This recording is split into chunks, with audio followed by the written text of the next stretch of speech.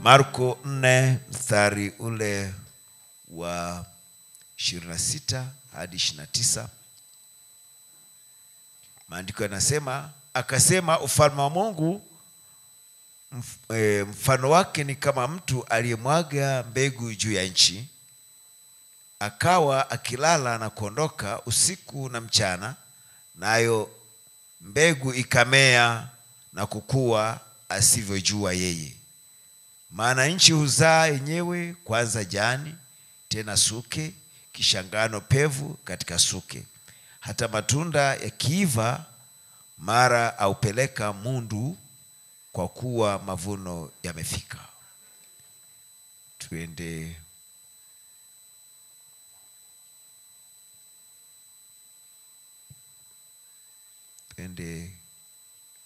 Isaya 9.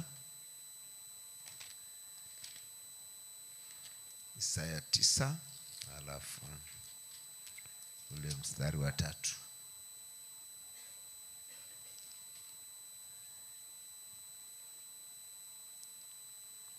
Umeliongeza taifa, umezidisha furaha yao. Wanafurahi mbele zako kama furaha ya wakati wa mavuno, kama watu wafurahivyo wagawanyapo nyara. Mungu aongeze baraka zake kwa kusoma kwa neno lake. Kitini wapendwa. Amen. Tulikuwa na ujumbe huu Jumapili zilizopita, au kiacha Jumapili iliyopita ya nyuma, tulikuwa na ujumbe huu, wakati mkuu wa mavuno ya mbegu zilizokomaa. Jina la Bwana barikiwe sana. Wakati mkuu wa mavuno ya mbegu zilizokomaa. Na tuliona kwamba huu ndio wakati mkuu sana kwa mwaminio, wakati mkuu sana pia kwa Mungu. Ni wakati ambapo Mungu anakusanya wateule wote, na sio muda mrefu watakusanyika wa vizazi vyote, kisha tutanyakuliwa. Kwa huu ndio wakati mkuu sana kuliko nyakati zote, kwa sababu kwanza Mungu anamalizia masazo, anamalizia wale wateule wachache waliosalia, mwishoni kisha kusanye wote awarudishe nyumbani. Lakini hizi mbegu za mwisho kabisa anataraji ziwe zimekomaa kabisa. Ndio maana huu wakati ameleta neno lote, sio sehemu ya neno, ni neno lote, kwa sababu nyakati zote walikuwa na kitabu kilichofungwa. Kwa hiyo Mungu alikuwa anamleta tu nabii, anawaonyesha sehemu yao ndogo kwa wakati huo. Amen. Kwa sababu kitabu kilikuwa mbinguni kimefungwa na mihuri 7. Kwa hiyo Mungu alikuwa anamvuvia tu nabii wa kizazi hicho, anamuonyesha sehemu kidogo, lakini sehemu nyingine hamwangazii. Lakini kizazi hiki ameshuka na kitabu kiko wazi. Maanake ndio wakati wa uelewa mkubwa kuliko nyakati zote. Ni wakati neno lote sasa linawekwa wazi. Hiyo tunataraji kuwapata wateule waliokomaa, ambao wanaweza kaishi kwa neno lote. Maana kusudi la Mungu tangu mwanzo ni mwanadamu aishi kwa kila neno. Lakini mwanadamu hajafaulu kuishi kwa kila neno kwa vizazi vyote. Hata Adam alishindwa kuishi kwa kila neno. Kwa hiyo tunaishi wakati mzuri sana kuliko hata wakati wa Adam. Sasa hata Adam hakulishi neno lote. Kwa hiyo kuna vitu alipaswa afanye, hakufanya. Amen. Kitabu kikawa kimerudi nyumbani. Kwa hiyo kikawa kimefungwa. Kwa hiyo tuna vitu ambavyo hata Adam angekaa hapa tungemhubiri, kwa sababu alikuwa hajavifikia bado. Kwa hiyo tunaishi wakati mzuri sana, lakini ndio wakati ambapo ibilisi naye amevuma sana kukandamiza watu kabisa, na amefurisha dhambi sana ili awaangamize watu. Na kwa wakati huo Mungu ameinua beramu sana kwa wateule na kuwaonyesha wateule ni nani, afakaleta kiwango cha neno cha kiwango cha hali ya juu, mpaka shetani anashangaa kwamba hao watu wanajueje haya mambo. Lakini Mungu alitukusudia tujue. Kwenye ujumbe wa hii ndio ishara mwisho, Bwana nabii anasema sote tunajua kwamba tunaishi katika wakati mzuri mno kwa kanisa. Huu ni wakati mzuri kwa kanisa, lakini wakati wa kutisha mno kwa asiamini. Kwa huu wakati una sura zote mbili. Una sura nzuri kwa waaminio, na una sura mbaya na inayotisha kwa asiamini. Sehemu nyingine anasema huu wakati ni wa nuru sana, pia huu wakati ni wa giza sana. Kwa asiamini ni wa giza sana, na kwa mwaminio ni wa nuru sana. Kwa huu ni wakati ambapo una hali zote mbili. Huu wakati ndipo ambapo kuzimu kumepanda na mbingu imeshuka. Vyote vinaishi pamoja. Jina la Bwana barikiwe sana. Matendo ya kuzimu tunayaona duniani, tunataraji kuyaona matendo ya mbinguni yakiwa duniani. Ndio maana Mungu akaleta ujumbe wa kiwango, na Mungu hakubaki mbinguni hata muhuri wa 7 haujafunguliwa mbinguni. Mungu ameshuka akafungua hapa, na Mungu yuko hapa ni mpaka atakapoondoka na wateule, na anawashughulikia mpaka ahakikishe wamekamilika, ndipo aondoke nao. Tangu alivyoshuka hajaondoka. Wakati huu ni mkuu sana, mpaka Mungu amesimama akapigwa picha, mtambo wa kamera wa kisayansi ukathibitisha Mungu yuko duniani. Haleluya. Na Bwana sema hiyo ni ushahidi tosha kuliko ungeona ono. Ukamwona Bwana Yesu kwa ono, hilo tungeamini kwamba ndugu ameona au dada ameona, lakini bado ingekuwa na walakini. Pengine umeona madanganyo macho, lakini kamera sio mwamini. Kamera ni chombo kilichotengenezwa kipige kitu kichopo ambacho hakika kimegusa lens. Na mtu mkubwa wa kupima fingerprint wa Marekani alithibitisha hii nguzo ya moto kwamba ni nuru halisi. Hiki ni kiumbe cha kimbinguni, haijawahi kutendeka katika historia ya dunia, Mungu kupigwa picha. Kwa tuna ushahidi mkubwa, na Baba akasema mnapoweka kanisani hiyo sio picha, ni unabii. Ni Mungu anatimiza unabii, na akataka tuwe nayo, iwe kanisani, iwe nyumbani kwako, iwe chumbani, iwe getoni kwako, popote wezapo kuiweka, kwenye Biblia, kwenye simu yako, kwenye tableti yako. Ni Mungu akithibitisha ujumbe, ni Mungu akithibitisha kwamba Biblia ni kweli. Mungu atusaidie sana. Mungu ameshuka na kuthibitisha kwamba alichonena Branham ni kweli. Ameshuka kama alivyoshuka kwa Musa kwenye mlima Sinai. Akasema, Musa, shida ya watu sio kuniamini mimi, shida ya watu ni wewe kukuamini.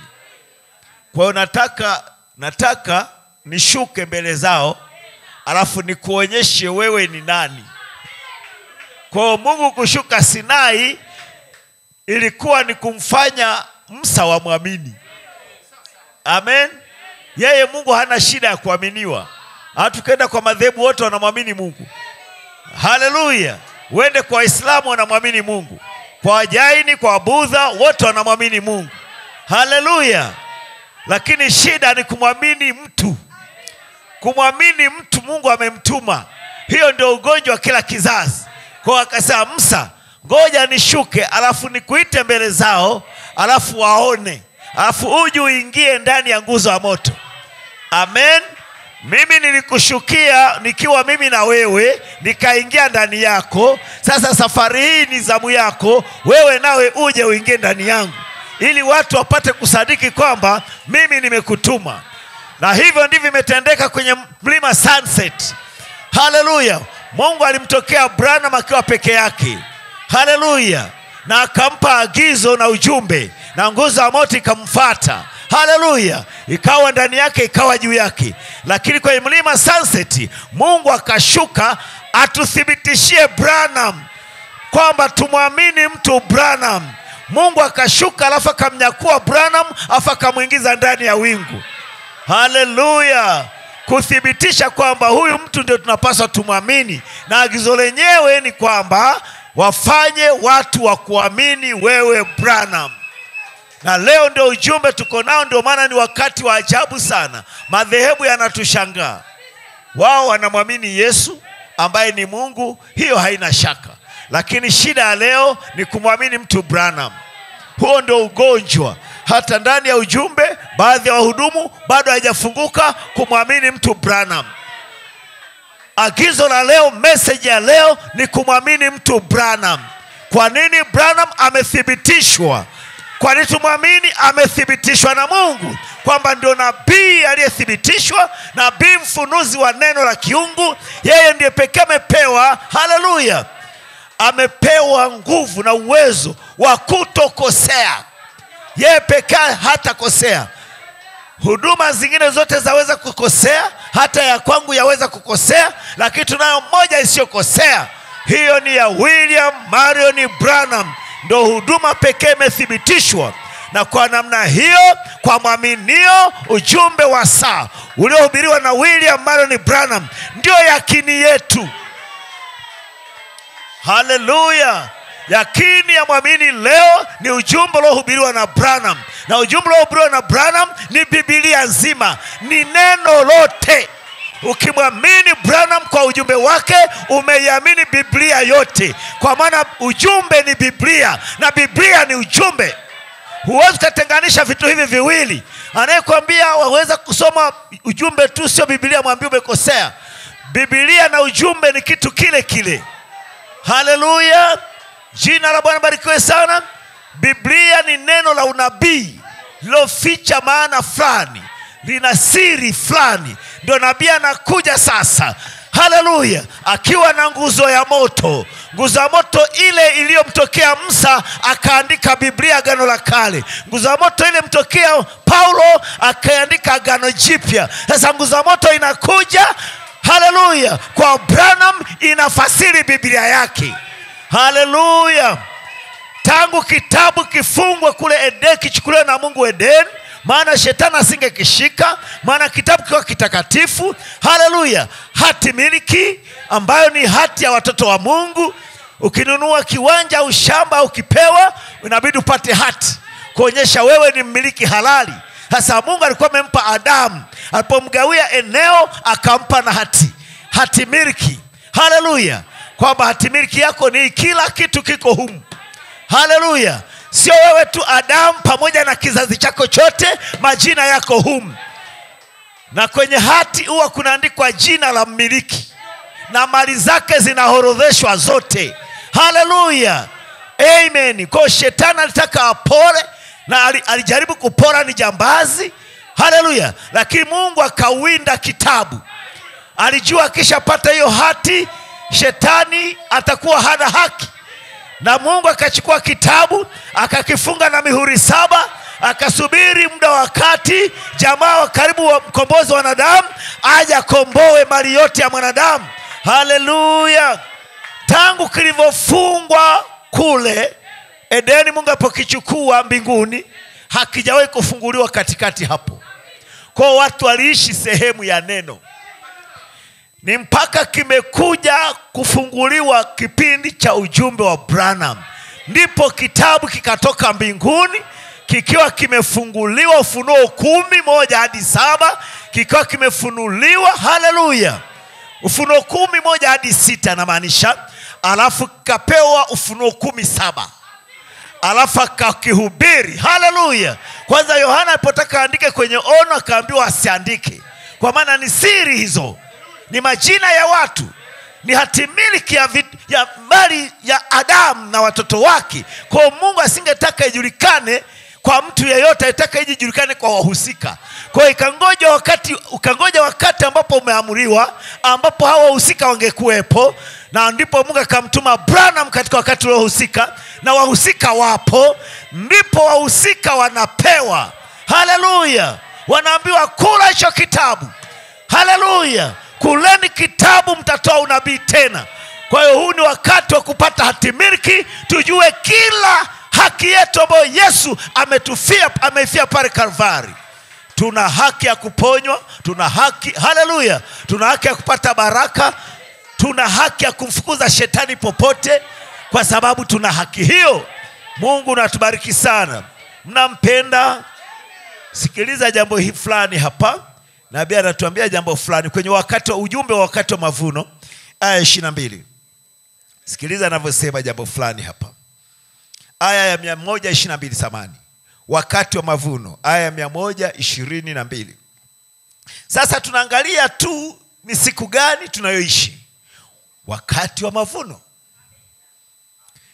Ndipo Mungu baada ya Adamu kuanguka, alipojaribiwa kwa neno akaanguka, Mungu aliendelea katika uumbaji wake kujaribu kumpata mtu ambaye angeishi kila neno. Kwa Adamu alipoanguka, Mungu hakukaa kimya, alienda kutafuta mtu ambaye anaweza kaishi kila neno. Sasa angalieni, yeye alijaribu kumpata mtu, hiyo ni kusema aliishi neno la wakati wake. Sasa mnaona Mungu litapanya neno lake, maana angeweza kwa Mungu aliweza kulitapanya neno vizazi vyote. Haleluya. Yeye alijaribu kumpata mtu ambaye angeishi neno lote. Sasa tuone, alimjaribu Nuhu kwanza 135. Jambo la kwanza alofanya, yeye alimjaribu Nuhu alimpungukia, akawa mlevi, alishindwa. 136. Musa, kile kipeo kikuu na chenye nguvu cha Mungu, yeye alimjaribu naye akashindwa. Alijitukuza mwenyewe na hakuruhusiwa kuingia katika nchi ya ahadi. Mwingine Daudi 137. Ndipo akaja Daudi ambaye alikuwa auakisi ule utawala mkuu wa miaka 1000 katika Daudi, naye alikuwa aonyeshe kile mfalme wake alichokuwa. Naye Mungu alimwapia Daudi angemwinua mwanawe aketi kwenye kiti chake cha enzi. Naye Daudi alikuwa ni mtu hodari sana, mpaka alikuwa mtu anayeupendeza moyo wa Mungu. Naye Daudi alikuwa akifanya mema. Yeye aliwapiga Wafilisti wote na kuyabomoa madhabahu na akadumu na neno. Na hatimaye mwanamke mrembo akamvuruga, naye akavunja amri, akalipoteza neno, akafanya uzinzi. Mnaona mtu aupendezaye moyo wake mwenyewe. Mnaona hata hivyo Daudi alimpungukia Mungu. Amina. 138. Musa alimpungukia, hao wengine wote walimpungukia, bali maisha yao yote yalikuwa ni uakisi tu wa yule atakayekuja. Na huyo mkamilifu alipokuja, aliishi vema kwa kila neno. Hata akasema, ni nani awezaye kunihukumu kuwa nina dhambi? Jina la Bwana barikiwe sana. Wote tunajua aliye mkamilifu aliyekuja ni nani. Hakuna mkamilifu ila Mungu peke yake. Na huyo Mungu aliyekuja ni huyo Yesu aliyezaliwa duniani. Mungu akafanyika mwili, Mungu akafanyika mwanadamu, na ndiye pekee aliyeweza kuliishi neno lote, sio sehemu ya neno. Yesu aliishi neno lote, na akawa sababu ya wokovu, na akawa jamaa wa karibu kwa mwanadamu, aweze kukomboa jamii ya binadamu iliyopotea, jamii ya Adamu iliyopotea, naye akaikomboa. Haleluya. Na alipoikomboa, akaenda kudai hati miliki yao. Amekuwa kiidai kupitia nyakati 7 za kanisa. Haleluya. Hatimaye mwishoni akawa na haki sasa ya kwenda kukitoa kile kitabu kutoka kwenye mkono wake aliyeketi kwenye kiti cha enzi, na akakitoa kitabu na akazivunja mihuri zake. Haleluya. Na ilipofika muhuri wa 7, akashuka nao hapa duniani, akavunja kabisa, akatoka na kitabu kikiwa kimefunguliwa. Ndipo huo ufunuo akampa Branham, neno lote, na Branham akalipea kanisa. Na huduma 5 zinaendeleza sauti ile ile, ujumbe ule ule wa mtu mmoja, William Marion Branham. Amina. Kwa huu ni wakati wa ajabu na wakati mkuu sana kwa mwaminio. Tungeweza kutambua jambo hilo, ingetufanya tutembee vifua mbele tukisema asante Mungu, kwa sababu huu ni wakati mzuri. Narudia tena ujumbe wangu wa hii ndio ishara mwisho Bwana. Kiswahili hawakuweka paragrafu kwa namba, lakini paragrafu zipo ila hazikupewa namba. Kwa Kiingereza utapata kuna namba.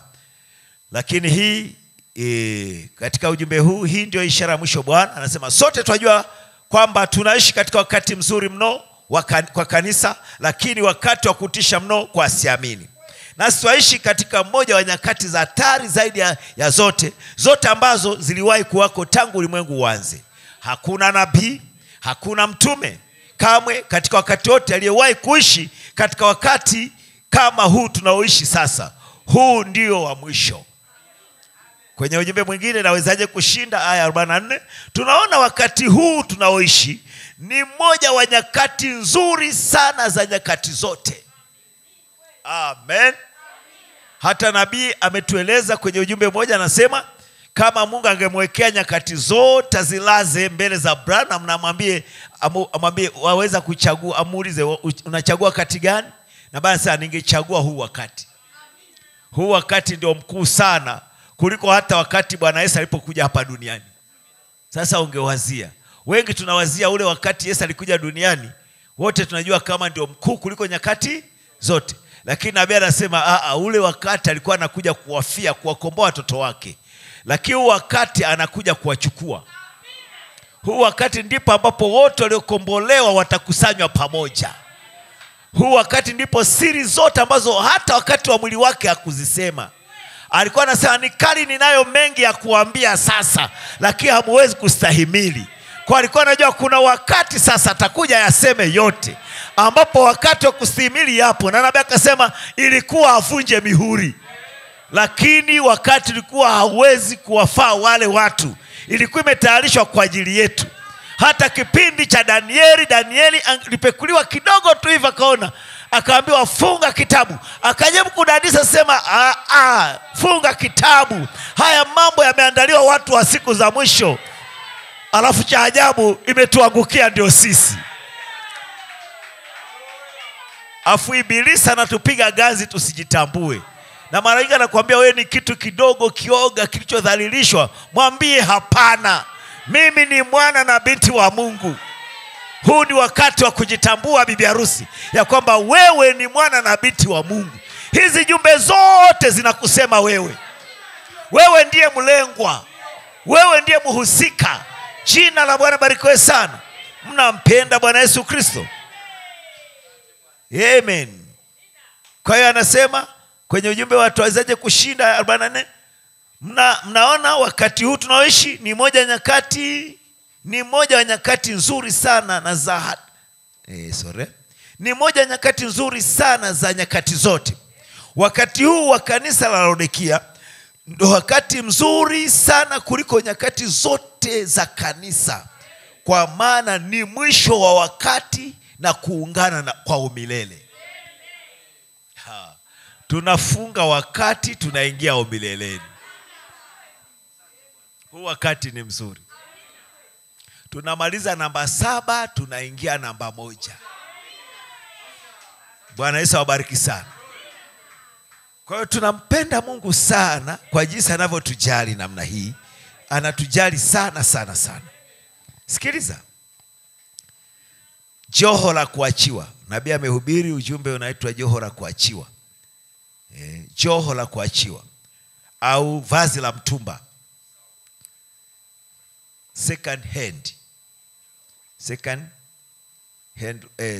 Nasema ni kwa Kiingereza nasema nini? Ngoja nikupe kwa Kiingereza, kwa sababu unaweza mwingine akawa hajui hii joho la mtumba linafanyikaje. Samani mara moja, nivumilieni mara moja tu, naileta muweze kuiona. Wampenda Bwana Yesu Kristo? Yani kuambie ni nini hii?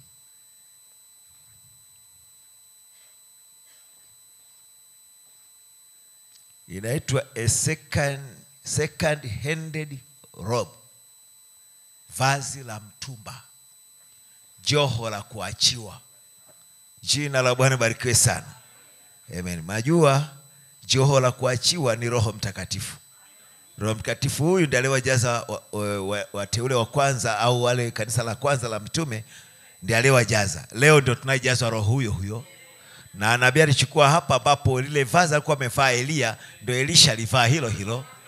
Na sisi tunamvaa roho yule aliyekuwa kwa Kristo, roho yule aliyekuwa kwa mitume, roho yule aliyekuwa kwa Branham. Kwa hiyo ni joho la kuachiwa.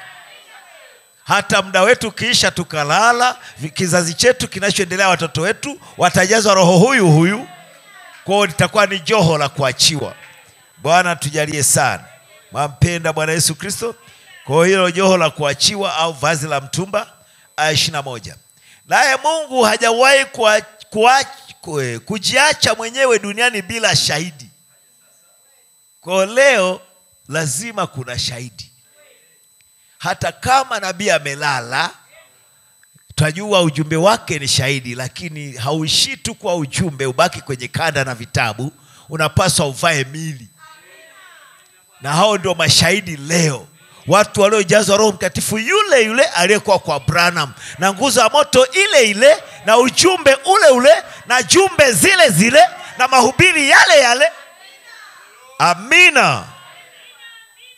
Mungu hajawahi kujiacha mwenyewe duniani bila shahidi. Mungu siku zote, mahali fulani, sehemu fulani, amekuwa na mtu ambaye angeweza kuweka mikono yake juu yake na angesimama kama shahidi. Kwa hiyo kama yeye amefanya hivyo huko chini tangu mwanzoni, hakika mahali fulani Mungu ana mtu ambaye anaweza kumwekea mkono wake sasa. Kwa kuwa yeye ni zaidi ya mtu mmoja sasa. Anao watu wengi anaoweza kuweka mkono wake juu yao. Haleluya. Kwa leo sio mtu mmoja, leo ni watu wengi. Baada ya Branham wanatokea watu wengi. Wako vile vile kama Branham, wana ujumbe ule ule. Branham ni mganda wa kwanza uliokomaa, lakini kuna miganda shambani. Bado mavuno yalikuwa shambani, naye anafikia kukomaa. Na ujumbe na uhubiri ni mbegu iliyokomaa. Sasa imefikia mavuno. Haleluya. Mbegu za komaa ni wateule, wanafikia kukomaa, ni watu wazima katika neno, ni watu wakamilifu. Haleluya. Wanakamilika kwa sababu wana neno kamilifu, na neno kamilifu linawakamilisha. Bwana tujalie sana. Kwa hiyo sasa yeye ni zaidi ya mtu mmoja. Sasa leo Kristo ni zaidi ya mtu mmoja. Amen. Anao watu wengi anaoweza kuweka mkono wake juu yao, kwa sababu tunashuka kwenye wakati wa kukusanya, wakati wa mavuno. Sikiliza aya inayofuata 22. Joho la kuachiwa. Mwanzo kilikuwa ni kupanda kwa mbegu, nayo hii miaka 6,000 imekuwa ni kule kukomaa kwa mavuno.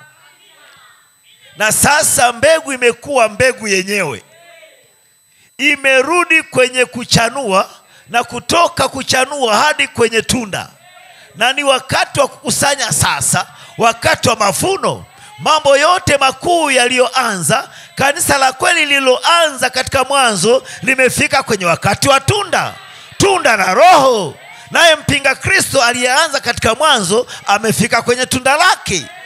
Nasi tuko katika wakati wa kumalizia wa kipindi hiki kizima cha wakati cha ulimwengu. Kipindi kizima tunamaliza wakati wote mzima. Haleluya.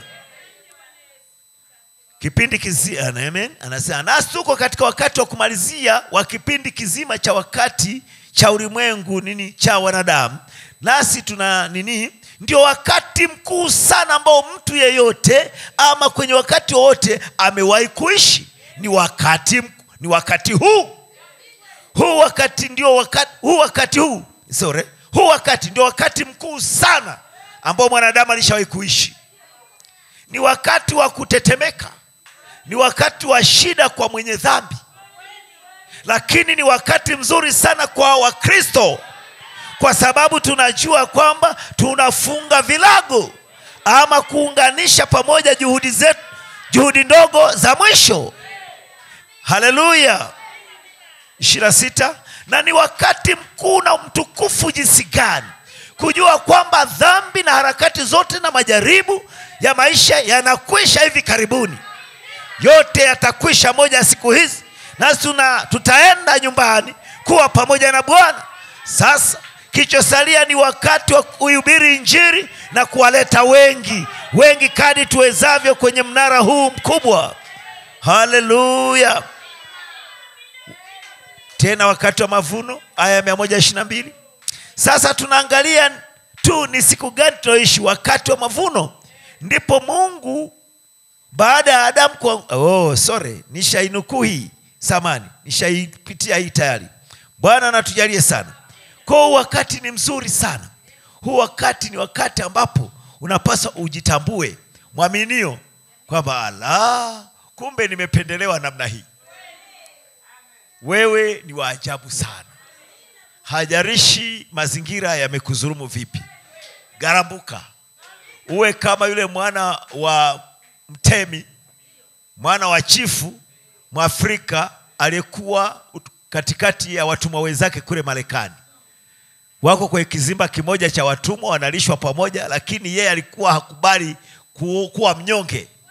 Pamoja na kwamba ameshachukuliwa kutoka nchi ya kwao ya wenyeji, yuko nchi ya ugeni, lakini bado alikuwa kifua mbele. Ilikuwa yeye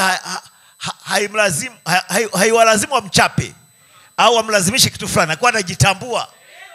Kwa mpaka yule bosi akampenda. Hata mzungu mwenzake alipokuja amnunue mtumwa fulani, alikuwa na haja ya mtumwa wa kwenda kumfulia nguo au kumfanyia kazi fulani za nyumbani, akasema ingia humo uchague. Akalikuta hilo jamaa liko vizuri, liko na fulani na jamini. Akasema namtaka huyu, akasema huyo hauzui. Asa I see huyu jamaa unamlisha tofauti. Sasa yuko tu sawa na wengine. Sasa nini hii? Au hapo umemchagua ni kiongozi kuko? Akasema wala, ila na mimi nishangaza mpaka ikafanya nichunguze huyu jamaa kwa nani anajiamini namna hiyo. Nikachunguza, kumbe kwao alikotokea Afrika baba yake ni chifu.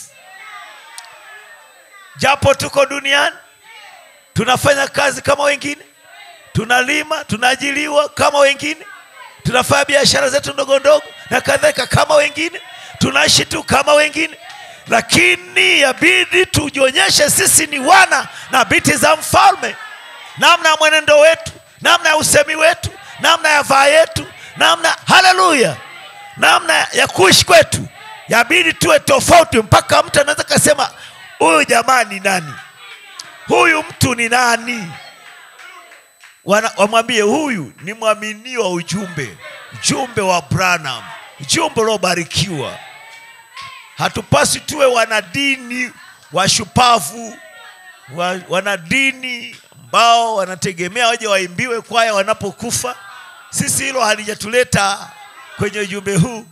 Kuna kitu kichotuleta, ni Mungu ametuita ile chembe iliyochaguliwa, chembe hai ya Mungu, selizazi iliyochaguliwa kabla kwa msingi ya dunia, iliyo ndani yetu, imemsikia Baba naita. Haleluya. Ile hadithi ya tai wangu, ile hadithi ya tai, mama tai, Jehova tai amepapatiza bawa zake na vikinda vikasikia, vitoto vya tai vikasikia, japo vimeanguliwa kwenye kuku, mama kuku ameviangua sawa, vimekula na chakula cha kuku sawa, vimelala kwenye kibanda cha kuku sawa. Lakini siku moja viliposikia sauti ya mama, vikasema huyo ni mimi, huyo ni mimi. Mama yake akasema piga mbawa hapo. Vilipopiga mbawa hivi, vikaona ala, kumbe vyenyewe ni tofauti na kuku. Hivi ndivyo mteule alivyo. Tumesikia mama anapopatiza mbawa zake na anaita kwa sauti ya ujumbe. Tumesikia sauti yetu, ndipo tukagundua sisi sio kuku.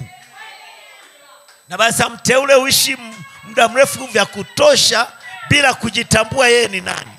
Lakini lazima ifike mahali pa kujitambua.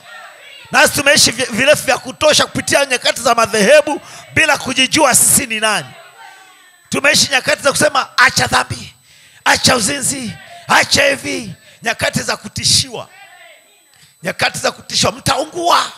Kwa watu wanaacha dhambi kwa kuogopa kuungua.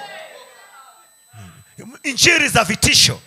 Lakini ujumbe wa Branham pokuja, injili ni habari njema. Habari njema huwa inamletea mtu ambaye alikufa matumaini apate matumaini mapya. Kwa uwezo kumwambia habari njema kwa kumtishia. Unamwambia habari njema kwa sababu yeye alikuwa ni maskini, yuko na hali mbaya, mnyonge, maskini, kipofu. Sasa unamletea habari ya mambo mema yanayomhusu yeye. Kwa hiyo sidhani kama utamtishia, utampelekea kitu kizuri ili ajitambue kwamba ala, Kumbe ameandaliwa jambo hili ni la kwake. Ni kama tuko maskini afu unatewa kipande cha dhahabu cha dola bilioni 200. Unaambiwa wewe usife, usihangaike, wala usihofu. Baba yako aisha kuandalia kwenye akaunti yako. Baba yako alifungua akaunti yako, ina jina lako. Kadi hii hapa baba yako aliniachia.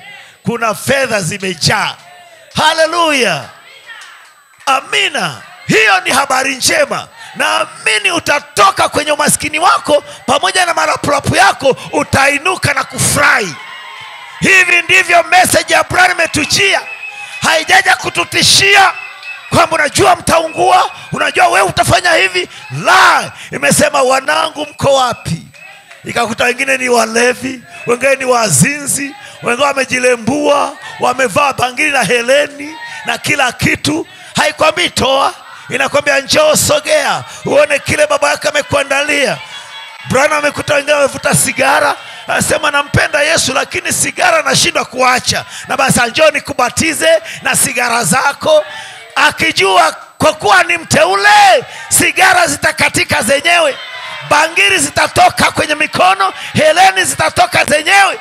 Hatuna haja kuambia acha hiki, acha hiki, acha hiki. Tunakuonyesha message, habari njema. Kisha unaona wewe mwenyewe unaacha dhambi, wewe mwenyewe unaacha uzinzi baada ya kujitambua wewe ni nani.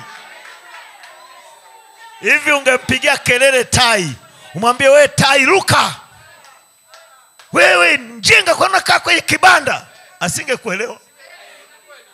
Angekuwa na kushangaa unazungumza kitu gani. Acha kudonoa nafaka, wewe ni tai. Baada singeelewa. Wewe leta sauti ya mama tai, amuone mama tai yuko hapo. Afu mama tai alie, kitu fulani kundani kitalia, kitaitana, kilindi kinaita kilindi. Alafu akasema huyo ni mimi. Alafu tabia za kuku zitamwacha zenyewe. Tunahitaji tupewe neno letu la saa. Vitabia vya dunia vitaondoka vyenyewe. Bwana tujalie sana. Hatuna injili ya masharti. Tuna injili ya upendo. Message ni upendo. Upendo stahimili yote. Upendo hauhesabu mabaya. Upendo ustiri wingi wa makosa. Kama mtu anakupenda haoni makosa yako. Na Mungu alitupenda hivi kwamba kawa kipofu kwa makosa yetu, hata hayaoni. Wewe ndio unabaki unajilaumu na kusikitika. Yeye alishakusamehe zamani.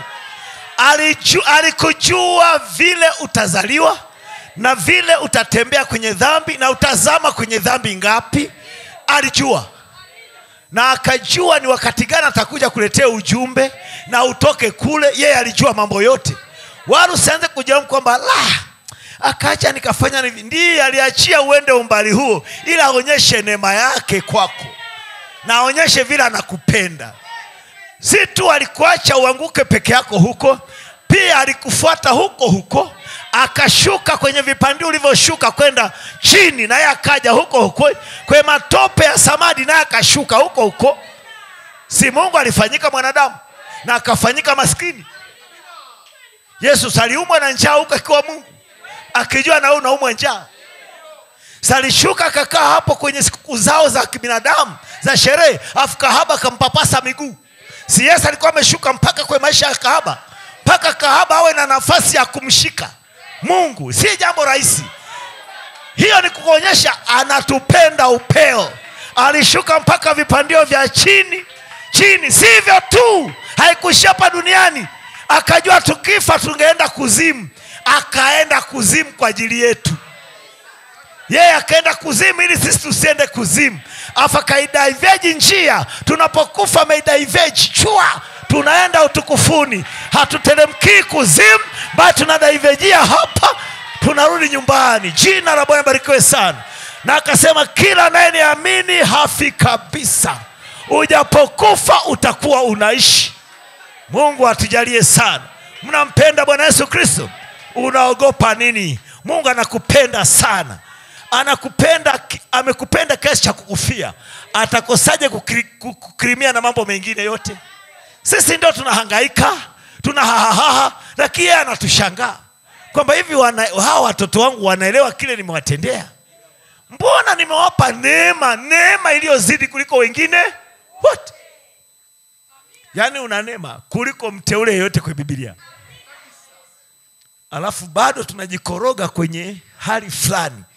Tunasema hivi, tunang'ang'ana tuokoke. Anatushangaa. Alishatuokoa alafu wewe unataka uokoke tena. Ashakukomboa tayari. Wewe unataka ukombolewe lini? Wapi? Message hii imekuja inakutoa kwenye takataka za madhehebu, kwenye tafsiri mbaya, inakuleta kwenye ujumbe uliobarikiwa, ujumbe uliojaa ufunuo. Ujitambue, unapaswa utembee kifua mbele ukisema asante Bwana. Jina la Bwana barikiwe sana. Tuliona mbegu ya kawaida jinsi ambavyo inaenda ardhini. Ni mbegu halisi. Haleluya. Mbegu ya asili. Unaipeleka chini ardhini, unaifukia, unamwagilia maji. Inapochipuka haiji kama vile ile iliyoingia chini. Inatokea ina majani mawili. Yaonekana kama haifanani kabisa na kile kilichoingia chini. Lakini vumilia tu. Itapitia mchakato mbalimbali. Baadaye tunaona kutatokea majani mbalimbali, baadaye bua, baadaye kishada ambao ni mbelewele. Lakini bado hatujapata mbegu ile iliyoingia ardhini. Baadaye tunapata nini? Kapi au tungesema ganda. Lakini inaonekana kama inakaribia kuwa yenyewe. Inaitwa suke. Yesu alitumia neno suke. Na nabii anasema suke linafanana kabisa na ngano halisi, lakini ni ganda, ila lina umbo kama la ngano yenyewe, kwa kuwa yenyewe ndio inayochukua ngano, imefumbata ngano ndani yake. Anasema wakati kabla ngano haijakomaa mle ndani au haijawekwa, ukichana unakuta hamna kitu.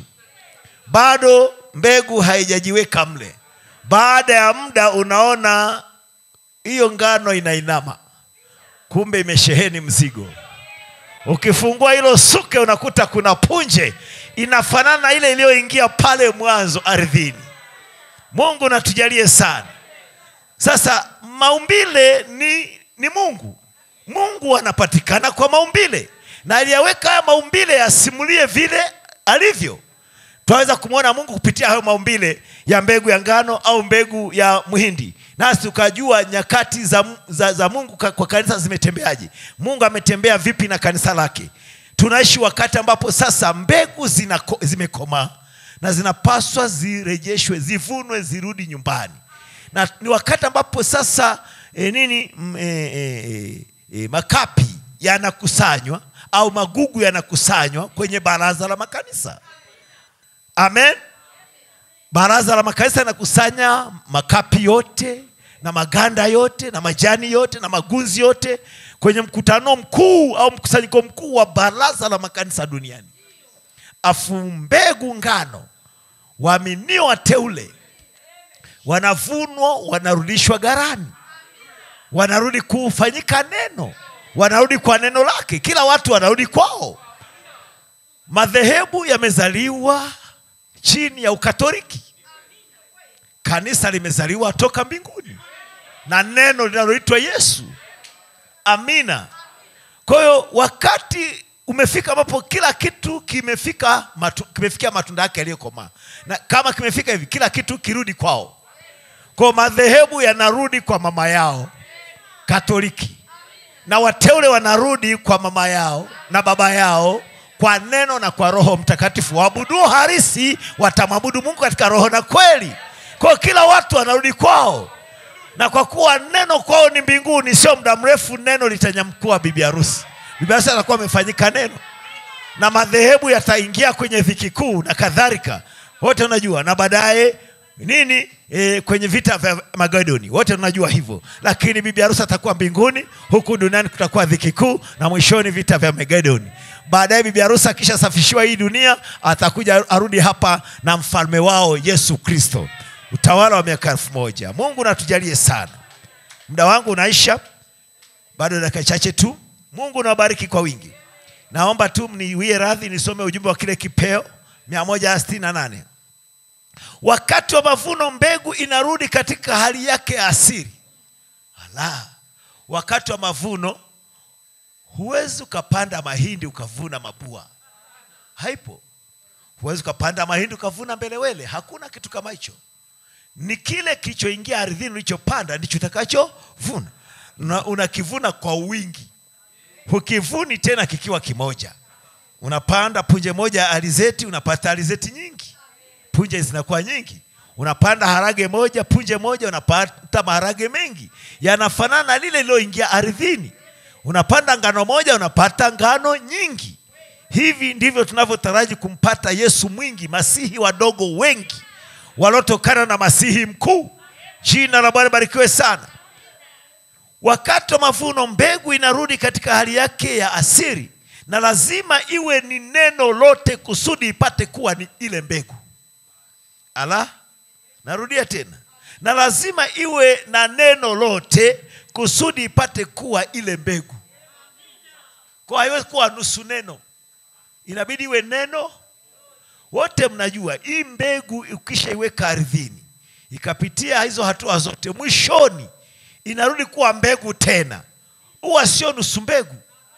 Huwa mbegu zote zimefikia ukamilifu. Zinafanana na baba yao wa asili aliyeingia ardhini. Hivi ndivyo takavyofanana baba yetu. Iweni wakamilifu kama baba yenu wa mbinguni alivyo mkamilifu. Na iweni watakatifu kama baba yenu wa mbinguni alivyo mtakatifu. Na hakuna kinyonge kitaingia mbinguni. Hakuna kitu kisicho na upendo mkamilifu kitaingia mbinguni. Haleluya. Na bali poenda ngambo ya pekee kuta ni upendo mkamilifu.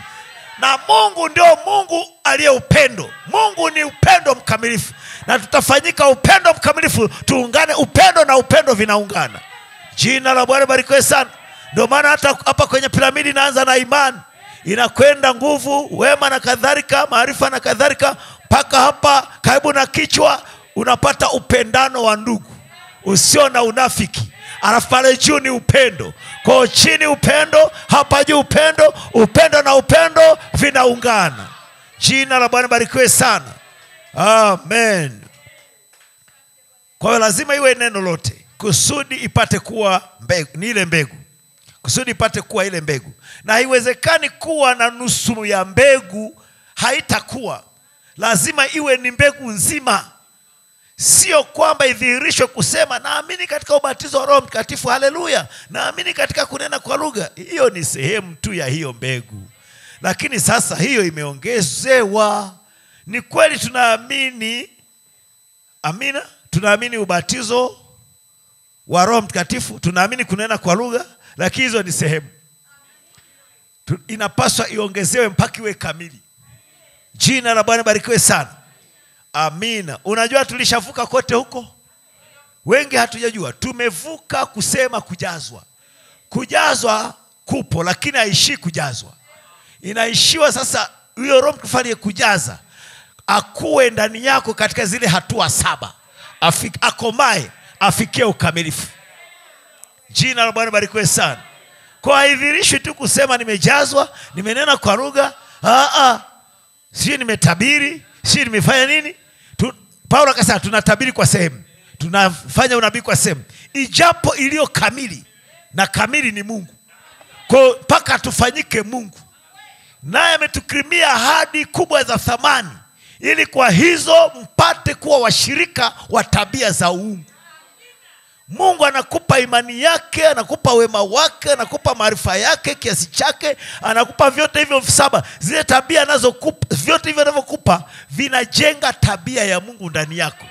Hatimaye utashangaa unatenda kama Yesu. Alafu nasema ilitendeka lini? Imekuwa ikitendeka siku hadi siku.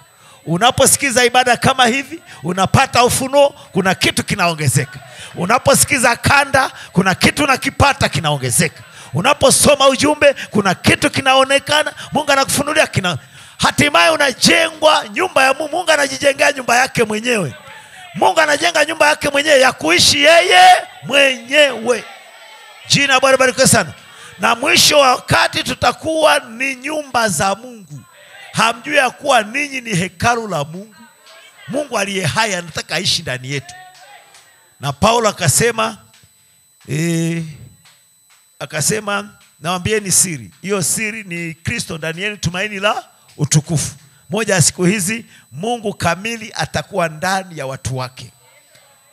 Jina la Bwana ibarikiwe sana. Namaliza tu kidogo hapa. Sio kwamba idhihirishwe kusema ninaamini katika ubatizo wa Roho Mtakatifu, haleluya, naamini katika kunena kwa lugha. Hiyo ni sehemu tu ya hiyo mbegu. Lakini sasa hiyo imeongezewa, haleluya. Mnaona ule uhai, si zile karama, ule uhai wa hizo karama. Mnaona inalomaanisha tuko katika wakati wa mwisho, ndugu zanguni. Ubua, kishada, ganda vimekufa na kukauka. Sasa kuna jambo moja tu ambalo yapasa litendeke. Kwa vitu hivi vitakusanywa katika baraza la umoja wa makanisa ulimwenguni, vipate kuteketezwa kwa moto. Hiyo ni Branham asema, na hiyo ni Roho Mtakatifu anasema. Haleluya. Uhai wote wa kweli, sikiliza, uhai wote wa kweli uliokuwemo katika ubua, kishada na ganda sasa unakusanyika katika ile mbegu. Uhai ndio uliotengeneza majani haya, uhai ndio uliotengeneza bua, uhai ndio uliotengeneza mbelewele, uhai ukatengeneza suke au ganda. Uhai huo mwisho wake unajifuta kote, unajikusanya kwenye sehemu moja ya hilo. Katika hatua hizo za mmea ni mbegu. Mbegu katika makuzi ya ule mmea, sehemu fulani inaitwa mbegu. Mbegu ndio inapewa neema kuliko sehemu zingine za mmea. Uhai wote unaipa hiyo mbegu upendeleo. Uhai unachagua mbegu, na mbegu nayo ni sehemu ya makuzi. Nayo imetokana na mabua na majani, lakini ikapewa neema. Uhai ukaamua uchague. Tumekuja kwa kuchaguliwa. Hakuna mtu awezaye kuja kwa Baba kwangu isipokuwa amevutwa na Baba.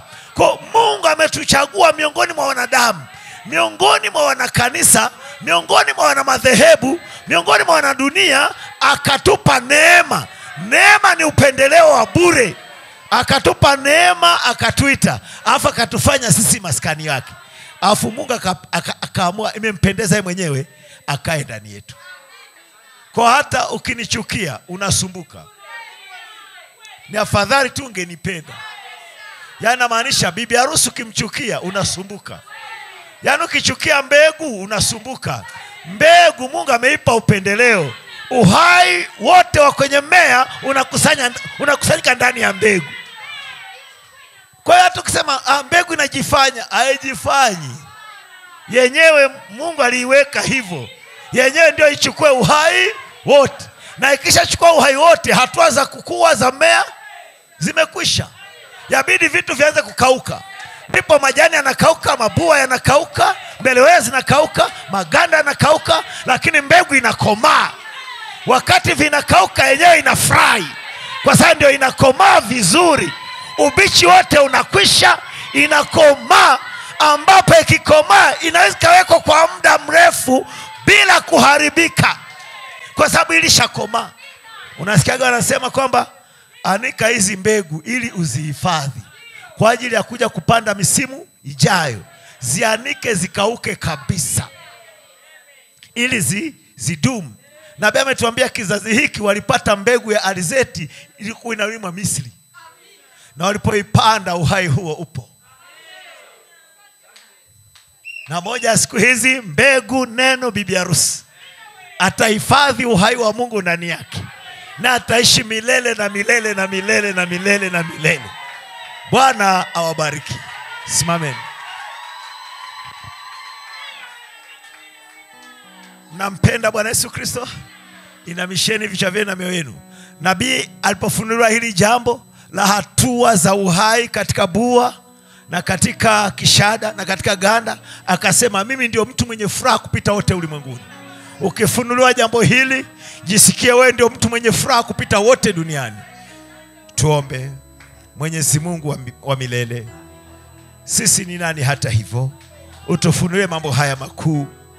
Baba, maumbile na neno vinaendana, kwa kuwa wewe uko kwenye maumbile na uliyaweka maumbile ya kusimulie.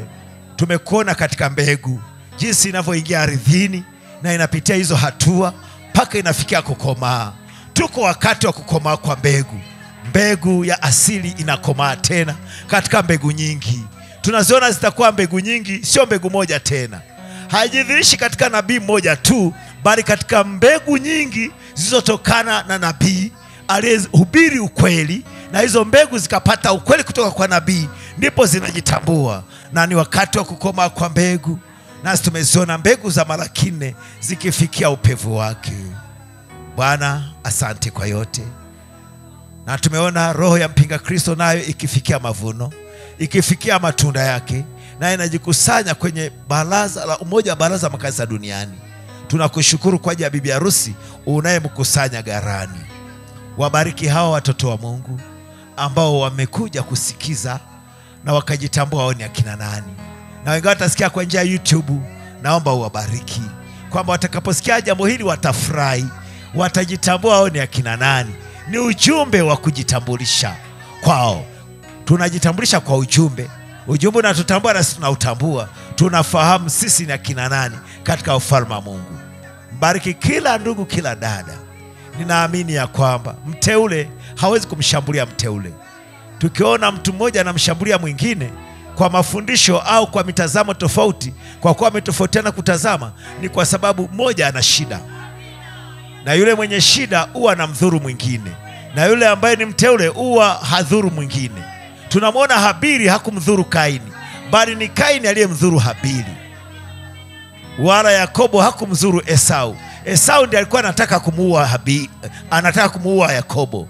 Siku zote yule wa hitilafu huwa anataka kumwangamiza mtu wa kweli. Naomba kwamba utamjalia bibi harusi kote duniani kwamba atakuwa na roho ile ya kupendana, na atampenda bibi harusi mwenzake, na hatimaye watafikia kwenye upendo mkuu wa kiungu na watarudi nyumbani. Utatusaidia Baba, tusaidie Bwana, tusaidie Mfalme. Kipo kichwa kilicho juu yetu kinaitwa upendo. Nasi tunakuwa tukijiungamanisha kwenye hicho kichwa, tukikuwa tumfikie yeye aliye kichwa chetu. Jalia tukisaidiana moja kwa mwingine, kiungo kimoja kikisaidia kingine, wala hakikomoi kingine, wala hakikwamishi kingine, bali kimoja kinasaidia mwenzake, ili wote wakisaidiana wakikua kufikia kile kichwa, hatimaye tufikie mavuno. Utambariki kila ndugu, kila dada aliyekuja kwa kipindi hiki na kwa ibada hii, na atakayesikiza ibada hii. Naomba wote ukawabariki. Tunayakabidhi maisha yetu yote kwako, tukisema asante kwa hiyo tumetutendea katika ibada hii. Ni katika jina kuu la Bwana wetu Yesu Kristo. Mungu awabariki. Amen. Mwaweza kupeana mkono moja kwa mwingine. Bariki mwenzako, useme Mungu akubariki ndugu, Mungu akubariki dada, kwa message uliyopokea, kwa message unayoamini. Bwana akubariki ndugu yangu wa thamani mzee.